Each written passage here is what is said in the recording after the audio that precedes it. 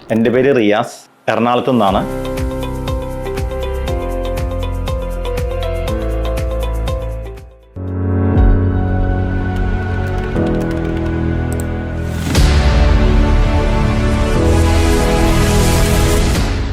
എനിക്ക് കഴിഞ്ഞ 2 വർഷത്തിന് അടുത്തായിട്ട് ലാഡൻസിറ്റി ആയിട്ട് ബന്ധമുണ്ട്. കഴിഞ്ഞ 2 വർഷമായിട്ട് ഞാൻ ഇടയ്ക്കിടയ്ക്ക് PRP ചെയ്യാൻ വരുമായിരുന്നു. എൻ്റെ ഫ്രണ്ട് പോർഷനും അതുപോലെ തന്നെ ക്രൗൺ പോർഷനിലും നല്ല ഹെയർ ലോസ് ഉണ്ടായിരുന്നു. PRP വിത്ത് ബയോട്ടിൻ എല്ലാം ചെയ്ത് എനിക്ക് ക്രൗൺ പോർഷനിൽ അത്യാവശ്യം ഹെയർ ഗ്രോത്ത് വന്നു.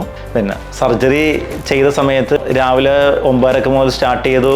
1 മണിക്കൂർ ഉച്ചക്കുള്ള ബ്രേക്കും കഴിഞ്ഞ് വൈകുന്നേരം 6 മണിയോളം ആയി ഇതെല്ലാം തീർന്നപ്പോൾ. അത്രയും നേരം വളരെയധികം സപ്പോർട്ടീവായിട്ടുള്ള സ്റ്റാഫ്സ് ആയിരുന്നു, OT-യിലുള്ള സ്റ്റാഫ്സും ഡോക്ടേഴ്സും എല്ലാവരും. പിന്നെ സർജറി നടക്കുന്ന സമയത്ത് അനസ്തേഷ്യ ചെയ്യാൻ വേണ്ടി കുറച്ച് പെയിനുണ്ട്, അതല്ലാതെ പിന്നെ വേറെ ഒന്നുമില്ല.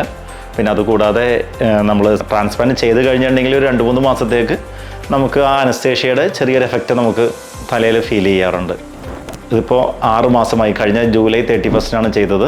ഇപ്പോൾ ഒരു 6 മാസമായി. 6 മാസം കൊണ്ട് എനിക്ക് ഇത്രയും ഗ്രോത്ത് ഉണ്ടായിട്ടുണ്ട്.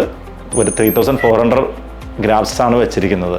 ഞാനിപ്പോൾ എൻ്റെ ഇപ്പോഴത്തെ ഒരു ലുക്ക് നോക്കുമ്പോൾ എനിക്ക് വളരെയധികം പഴയതിൽ നിന്ന് വെച്ച് നോക്കുമ്പോൾ എനിക്ക് വളരെയധികം കോൺഫിഡൻസ് തോന്നുന്നുണ്ട്. ഇപ്പോൾ ഞാൻ ചെയ്ത മെത്തേഡ് റിയൽ ടൈമാണ്. സഫയർ ബ്ലേഡാണ് ഇതിൽ യൂസ് ചെയ്തിട്ടുള്ളത്. ഇനി ഇതുപോലെ ആർക്കെങ്കിലും ഹെയർ ലോസോ അല്ലെങ്കിൽ ഹെയർ സംബന്ധമായിട്ടുള്ള എന്തെങ്കിലും പ്രശ്നങ്ങളുണ്ടെങ്കിൽ ഞാൻ സ്വാഭാവികമായിട്ടും ലാഡൻസിറ്റി പ്രിഫർ ചെയ്യാറുണ്ട്. എൻ്റെ സുഹൃത്തുക്കളെല്ലാം എന്നോട് ചോദിച്ചിട്ടുണ്ട്, ഇത് എവിടെയാണ് ഇപ്പോൾ എൻ്റെ ഈ മാറ്റം കണ്ടിട്ട് എവിടെയാണ് ചെയ്തതെന്നെല്ലാം ചോദിക്കാറുണ്ട്. എൻ്റെ റിലേറ്റീവ്സ് ചോദിക്കാറുണ്ട്. ഞാൻ എല്ലാവരോടും ലാഡൻസിറ്റി ഞാൻ പ്രിഫർ ചെയ്യാറുണ്ട്.